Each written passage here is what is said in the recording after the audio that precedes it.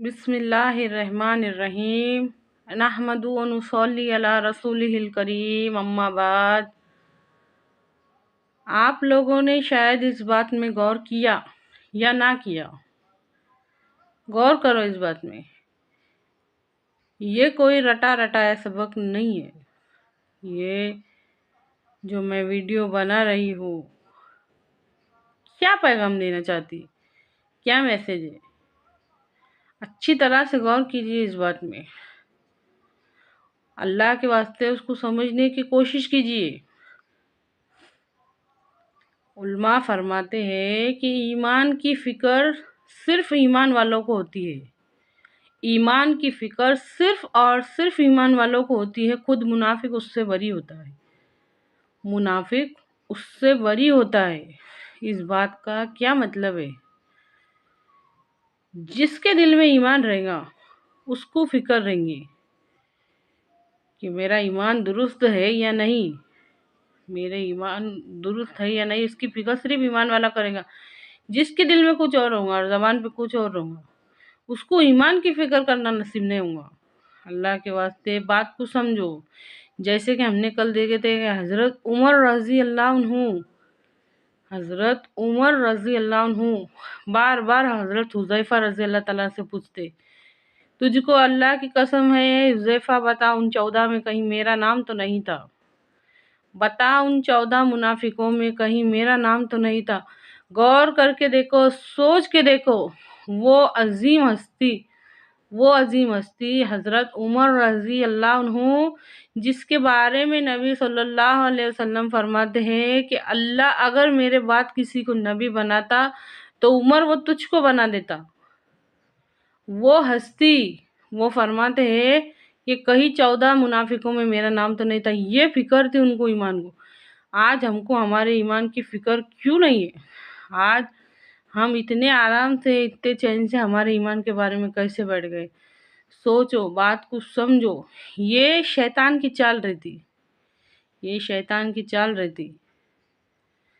اے اللہ، امت مسلمہ کی آنکھوں کو کھول دے، دین کا فہم، دین کی سمجھ عطا کر، آمین۔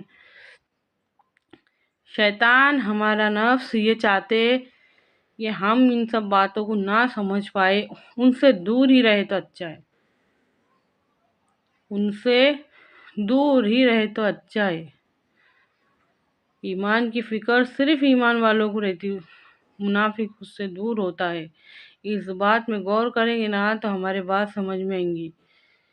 کیا وجہ ہے کہ آج ہماری ایمانی کمزوری اس قدر بڑھ گئی؟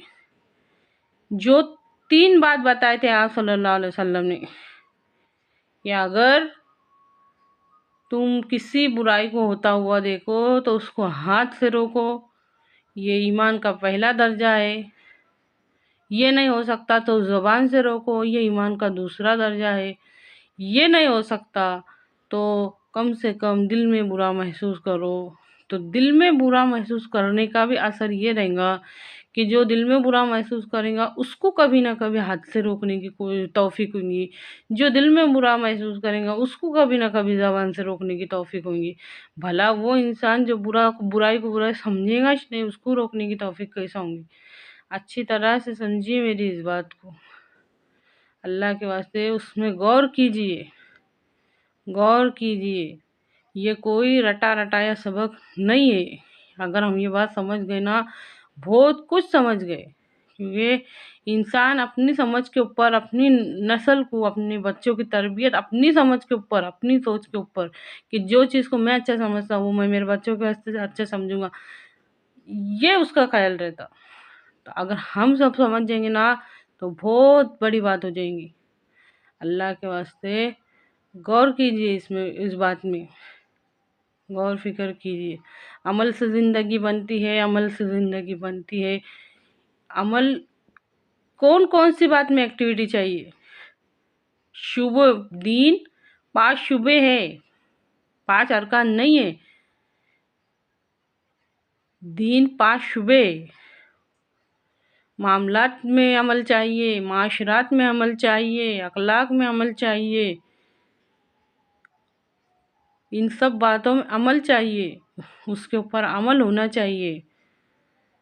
اگر انسان کے اندر سے یہ 3 چیزیں نکال دی جائے، سمجھ، ارادہ اور اختیار، تو اس کے اندر کیا بچے گا؟ اچھی طرح سے سمجھیے اس بات کو۔ آج وہی حال، غور کرو، وہی حال آج مسلمان کا ہے۔ اسلام کے واسطے اس کے اندر یہ تینوں چیز نہیں ہے، دین کے واسطے، دین کے عمل کے واسطے اس کے اندر یہ تینوں چیز نہیں رہی ہے۔ نہ اس کو دین کی صحیح سمجھ ہے، نہ اس کے دین کے واسطے ارادے بنتے، اور نہ ہی اس کے اوپر عمل ہوتا۔ اسلام کے 5 ارکان کے واسطے ارادے بنتے، ان پہ عمل ہو جاتا، وہ بھی کس کا ہوتا، کس کا نہیں ہوتا، لیکن اسلام کے یہ دین کے 5 شعبوں کے واسطے نہ ارادہ بنتا، نہ سمجھ آ رہی، اور نہ اس کے اوپر عمل ہو رہا۔ اچھی طرح سے سمجھیے، کسی لنگڑے لولے کو، کسی اپاہج کو اللہ تعالیٰ نے مجبور نہیں کرے لائے کہ تم یہ کام کیسے کرو، لیکن جو صحیح سلامت رہیں گا، جس کے پاس ہر چیز رہیں گی، پھر اس سے حساب کتاب نہیں ہوگا۔ سوچ کے دیکھو، اس بات میں غور کر کے دیکھو اچھی طرح سے۔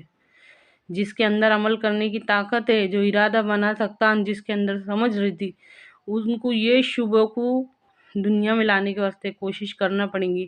امت مسلمہ کو ایک ہونا پڑے گا۔ اللہ کہنے سننے سے زیادہ عمل کی توفیق دے، آمین۔